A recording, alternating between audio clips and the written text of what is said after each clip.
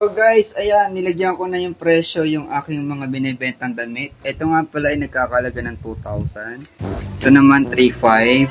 Ito 5,200. Ito 1,000 na lang. Ito naman 500.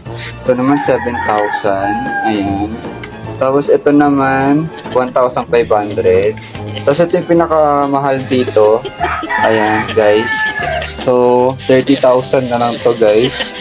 Tapos ito 6,500.